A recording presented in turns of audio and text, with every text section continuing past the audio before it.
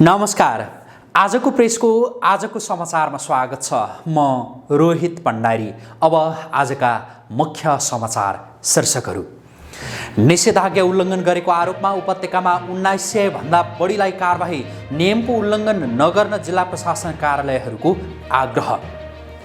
पूर्व रानी कोमल शाहलाई अक्सिजनको कमी भएपछि नर्विक अस्पतालको आइसियुमा सारियो। पूर्व राजा ज्ञानेन्द्र शाहको स्वास्थ्य अवस्था भने सामान्य।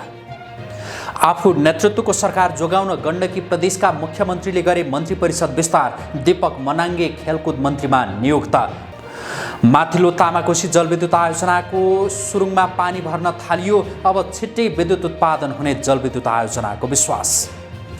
र भारतमा कोरोना सक्रिय संक्रमितको संख्या 30 लाख नाग्यो। सक्रिय संक्रमितको संख्या धेरै हुनेमा भारत विश्वको दोस्रो देश।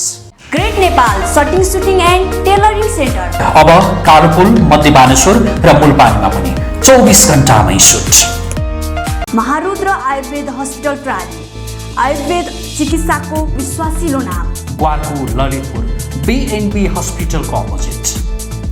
अब समाचार विस्तारमा।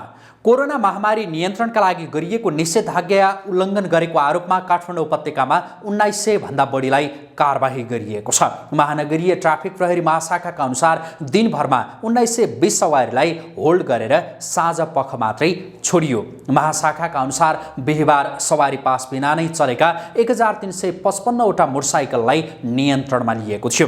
त्यसैगरी 381 वटा साना जीप र कारहरू पनि होल्ड गरिएका थिए। निषेधाज्ञामा विभिन्न वाहन बनाएर चलेका 184 वटा ठूला सवारी साधन पनि प्रहरीको फन्दामा परे। प्रहरीले मास्क नलगाई हिँडेकादेखि बिना काम हिँडेकासम्मलाई केही समय होल्ड गरेको थियो।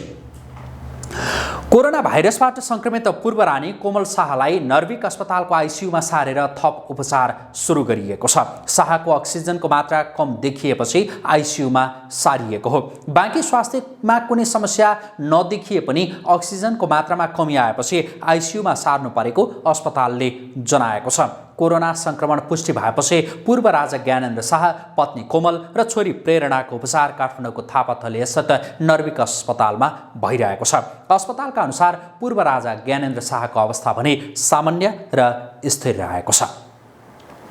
गण्डकी प्रदेशका मुख्यमन्त्री पृथ्वी सुब्बा गुरुङले मन्त्री परिषद विस्तार गरेका छन्। आफ्ना विरुद्ध अविश्वास प्रस्ताव दर्ता भएपछि सरकार जोगाउन अनेक प्रयत्न गर्दै आएका गुरुङले मन्त्री परिषद विस्तार गरेका हुन्। उनले स्वतन्त्र सांसद दीपक मनाङ्गे भनेर चिनिएका राजीव गुरुङलाई मन्त्री बनाएका छन्। उनलाई युवा तथा खेलकुद मन्त्रीको जिम्मेवारी दिएको छ।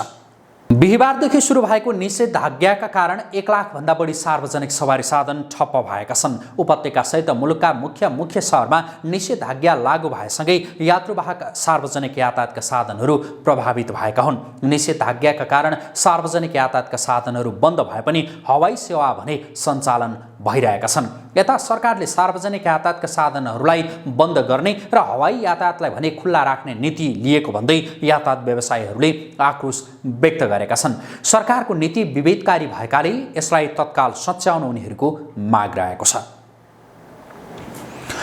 उप प्रधानमन्त्री ईश्वर पोखरेल नेतृत्वको कोभिड-19 सङ्कट व्यवस्थापन केन्द्र सीसीएमसीले संक्रमण तथा निषेधाज्ञाका समयमा जनताका गुनासा सम्बोधन गर्नका लागि संयन्त्र गठन गरेको छ। जनताका गुनासा सम्बोधनका लागि टोल फ्री नम्बर 1140 मा फोन गर्न सकिने र फोन गरेको 24 घण्टाभित्र समस्याको समाधान हुने गरी संयन्त्र गठन गरिएको बताइएको छ। जस्तै सब व्यवस्थापनका लागि 105 र एम्बुलेन्सका लागि 102 मा सम्पर्क राख्न सीसीएमसीले अनुरोध गरेको छ। उपत्यकामा निषेधाज्ञा जारी भए पनि मच्छिन्द्रनाथको जात्राका लागि तयारी भने चलिरहेको छ। ललितपुरको पुल्चोकमा रातो मच्छिन्द्रनाथको जात्राका लागि रथ बनाउने काम चलिरहेको हो। जिल्ला प्रशासन कार्यालय ललितपुरकै अनुमतिमा पुल्चोकको सडकमा बिहिबारदेखि रथ निर्माणको काम सुरु भएको हो। स्वास्थ्य सावधानी अपनाएर रथ निर्माणका लागि अनुमति दिएको प्रशासनको भनाइरहेको छ। स्थानीयको माग र संस्कृति समेत जोडिएको विषय भएकाले रथ निर्माण र परम्परा धान्नका लागि अनुमति दिएको जिल्ला प्रशासन कार्यालय ललितपुरले जनाएको छ। संसदको सार्वजनिक लेखा समितिले नेपाली सेनालाई पत्र लेख्दै फास्ट ट्र्याकको दोस्रो प्याकेजको ठेक्का प्रक्रिया रोक्न निर्देशन दिएको छ। यसअघि लेखा समितिले 3 पटक रक्षा मन्त्रालयलाई पत्र लेखेर फास्ट ट्र्याकको दोस्रो प्याकेजमा अनियमितता भएको आशंकामा ठेक्का प्रक्रिया रोक्न निर्देशन दिएको थियो। तर पटक पटक पत्र पठाउँदा पनि रक्षा मन्त्रालयले बेवास्ता गरेको भन्दै लेखा समितिले नेपाली सेनालाई सिधै पत्र पठाएको हो। सेनालाई सिधै पत्र पठाइएपछि रक्षा मन्त्रालयका अधिकारीले असन्तुष्टि जनाएका छन्। आफ्ना नेता तथा कार्यकर्तामाथि लगाएको झुट्टो मुद्दा फिर्ता लिएर सरकारले गल्ती स्वीकार गरेको जसपा नेपालका अध्यक्ष उपेन्द्र यादवले प्रतिक्रिया दिएका छन्। बुधबार मन्त्री परिषदले मुद्दा फिर्ता लिने निर्णय गरेको विषयमा प्रतिक्रिया दिँदै उनले प्रधानमन्त्री ओलीकै नेतृत्वमा रहेको सरकारले मुद्दा चलाएको र अहिले आएर ओली नेतृत्वकै सरकारले फिर्ता लिएर गल्ती स्वीकार गरेको बताएका हुन्। यद्यपि दर्जनौं नेता कार्यकर्तामाथि मुद्दा लगाइए पनि केहीको मात्रै मुद्दा फिर्ता लिने निर्णय गरेका कारण प्रधानमन्त्रीले मधेसी जनतालाई भ्रममा पार्न खोजेको उनको भनाइरहेको छ। बिहीबारबाट सुरु निषेधाज्ञामा पनि उपत्यकाका पेट्रोल पम्प खुल्ला रहेका छन्। निषेधाज्ञाको बेला सञ्चालनमा आउने अत्यावश्यक ढुवानीलाई इन्धन वितरण सहज बनाउन पेट्रोलियम पदार्थको बिक्री वितरण जारी राख्ने निर्णय भएको यसअघि नै नेपाल आयल निगमले जनाइसकेको छ। उपत्यकाका प्राय पेट्रोल पम्प बिहीबार खुल्ला नै रहे। अत्यावश्यकीय सवारी साधन सञ्चालन गरेकाहरूले पम्पमा सहजै इन्धन भर्न पाएका थिए। उपत्यकामा पेट्रोलियम पदार्थको बिक्री नियमित गर्न बागमती प्रादेशिक डिपो थानकोटलाई निर्देशन दिएको नेपाल आयल निगमका कार्यकारी निर्देशकले बताएका छन्। आयल निगमसँग इन्धनको मौजुदात रहेका कारण इन्धन नपाइने हो कि भनेर चिन्ता नलिन आयल निगमले सबैलाई आग्रह समेत गरेको छ। सरकारी स्वामित्वको खाद्य व्यवस्था तथा व्यापार कम्पनीले निषेधाज्ञा अवधिभर उपत्यकाका 4वटा बिक्री केन्द्र मार्फत खाद्यान्न बिक्री गर्ने भएको छ। निषेधाज्ञामा बजार मूल्यमा हस्तक्षेप गर्न थापाथली, नखु, रामसापत र सूर्यविनायक बिक्री कक्षबाट उपभोक्तालाई सुपथ मूल्यमा खाद्यान्न बिक्री गर्ने निर्णय भएको बताइएको छ। रामसापत र सूर्यविनायक बिक्री केन्द्रबाट बिहान 7 देखि 11 बजेसम्म खाद्यान्न बिक्री गरिनेछ भने नखुबाट बिहान 7 बजेदेखि साँझ 5 बजेसम्म खाद्यान्न बिक्री गरिने कम्पनीले जनाएको छ। जस्तै थापाथलीमा रहेको प्रादेशिक बिक्री केन्द्रबाट भने 3 शिफ्टमा खाद्यान्न बिक्री गरिनेछ। बिहान 7 देखि 10 बजेसम्म पहिलो शिफ्ट, 10 देखि 5 सम्म दोस्रो र बेलुकी 5 बजेदेखि 7 बजेसम्म तेस्रो शिफ्टमा सेवा दिने निर्णय भएको बताइएको छ। ती बिक्री केन्द्रहरूबाट बासमती चामल, जुम्ली मार्से चामल, कर्णालीको सिमी, खानेतेल, घिउ र स्यानिटाइजर बिक्री गरिने कम्पनीले जनाएको छ। गण्डकी प्रदेशका मुख्यमन्त्री विरुद्धको अविश्वास प्रस्तावमा मतदान गर्ने बेलामा अनुपस्थित भएका सांसद खिम विक्रम शाहीले आफ्नो औपचारिक धारणा सार्वजनिक गरेका छन्। शाहीले विज्ञप्ति जारी गर्दै आफ्नो धारणा सार्वजनिक गरेका हुन्। उनले बुधबार प्रदेशसभामा अविश्वासको प्रस्तावमाथि छलफल र मतदान हुने कार्यसूची रहेको र आफू सदनमा जाने भनी तयारी अवस्थामा रहेका बेला अचानक बिरामी भई अस्पताल जानु परेको उल्लेख गरेका छन्। उनले विज्ञप्ति जारी गर्दै भनेका छन्, अचानक बिरामी भई मेरो आफ्नै भाइलाई सम्पर्क गरेर आफ्नो स्वास्थ्य उपचारका लागि अस्पताल लैजाने क्रममा म बेहोस भएछु। म अहिले उपचाररत छु। हाल मेरो स्वास्थ्यमा क्रमिक सुधार आएको महसुस गरेको छु। म थप स्वस्थ भएपछि मेरो बारेमा उठेका कयौं प्रश्नको बारेमा स्पष्ट गर्नेछु। शाहीले पार्टीको निर्णय र संसदीय दलको बैठकमा गरिएको निर्णयमा आफ्नो सहभागिता र सहमति रहेकाले त्यस विषयमा पार्टी निर्णयप्रति प्रतिबद्ध रहेको पनि उल्लेख गरेका छन्। जनमोर्चाले अविश्वासको पक्षमा मतदान गर्ने निर्णय गरिसकेको छ। बुधबार गण्डकी प्रदेशसभामा मुख्यमन्त्री विरुद्धको अविश्वास प्रस्तावमा मतदान हुने बेलामा शाही सम्पर्कविहीन भएका थिए। जनमोर्चाले आफ्ना सांसद हराएको भन्दै निवेदन दिएपछि सभामुखले प्रदेशसभा अनिश्चितकालका लागि स्थगित गरेका थिए। सांसद शाही पछि अस्पतालमा फेला परेका थिए। उनको कोभिड-19 रिपोर्ट पोजिटिभ आएपछि भर्ना भएको बताइएको थियो। तर प्रदेशसभामा गरिएको परीक्षणमा भने उनको नेगेटिभ रिपोर्ट आएपछि धेरैले परीक्षणमाथि नै शङ्का गरेका थिए। यता गण्डकी प्रदेशका सांसद खिम विक्रम शाहीको विषयलाई लिएर यसअघि राष्ट्रिय जनमोर्चाले सरकारसँग गम्भीर असन्तुष्टि जनाएको थियो। सांसद खिम विक्रम शाहीको स्थिति सार्वजनिक गर्न माग गर्दै राष्ट्रिय जनमोर्चाले मतदानको बेलामा भएको शाहीको अनुपस्थितिलाई रहस्यमय भनेको थियो। पार्टीका जिम्मेवार केन्द्रीय नेता तथा सांसदहरू जाँदा पनि उनीसँग भेट गर्न नदिएको भन्दै जनमोर्चाले विज्ञप्ति नै निकालेको थियो। काठमाडौँको कलङ्कीमा मोटरसाइकल दुर्घटना हुँदा एकजनाको मृत्यु भएको छ।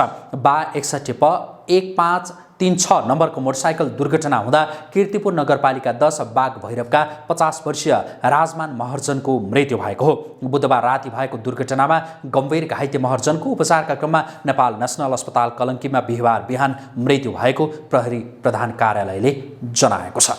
एमालेमा लागेका रौतहटका 7 जना जनप्रतिनिधिलाई माओवादी केन्द्रले पार्टीबाट निष्कासन गरेको छ। माओवादीले 2 मेयर र 5 उपमेयरलाई एमाले पार्टीमा लागेको भन्दै पार्टीबाट निष्कासन गरेको हो। माओवादी केन्द्रबाट विजय भएका रौतहट मौलापुर नगरपालिकाकी नगर प्रमुख रीना कुमारी शाह, कटहरिया नगरपालिकाका प्रमुख सियाराम कुशवाहा, यमुनामाई नगरपालिकाकी उपाध्यक्ष गीतादेवी शाह, माधवनारायण नगरपालिकाका उपप्रमुख सिमल शाह, फतुवा विजयपुर नगरपालिकाकी उपप्रमुख कान्तिदेवी शाह, मौलापुर नगरपालिकाका उपप्रमुख गौरीशंकर जयसवाल र देवाही गोनाही नगरपालिकाकी उपप्रमुख पर्निया देवीलाई पार्टीबाट निष्कासन गरिएको माओवादी केन्द्रले जनाएको छ। सर्वोच्च अदालतले नेकपा पार्टी खारेज गरेपछि 2 अलग अलग पार्टीमा परिणत भए पनि माओवादी केन्द्रका तर्फबाट विजयी भएका जनप्रतिनिधिहरू एमालेकै विभिन्न कार्यक्रमहरूमा गइरहेको सूचना आफूहरूले पाएपछि उनीहरूलाई पार्टीबाट निष्कासन गरिएको माओवादी केन्द्र रौतहटले जनाएको छ। स्वदेशी लगानीमा निर्माणाधीन 456 मेगावाटको माथिल्लो तामाकोशी जलविद्युत आयोजनाको सुरुङमा पानी भर्न थालिएको छ।